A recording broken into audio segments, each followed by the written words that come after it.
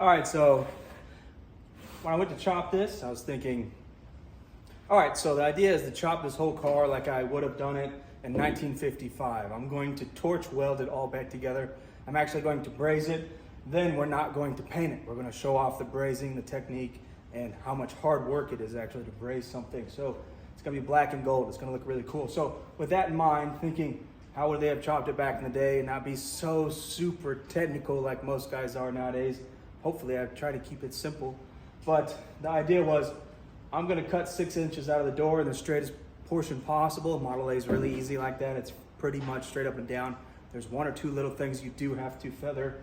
But the idea is, I'm going to not paint this car. I'm not going to gap it, anything like that. So I want it to be as nice as possible as I cut it and come down. With that in mind, I marked the top, how it fits stock, marked it all the way across, marked it here, and I cut just the top of the door off because I'm keeping the hinge. I want this to look old school, not street rod. So I cut the difference out and I shut this top back and I welded it in place. So it's not going anywhere, it's not moving. And I have the difference cut out of the bottom here, and I got my door gaps, I got everything lined up nice. Cutting this nasty piece out, boom, going away. But when I take the roof off and I cut the difference out, and this comes back down, this is gonna line up just how it did stock. The door's gonna shut like how it did when it came in my shop, which was pretty nice after I adjusted everything.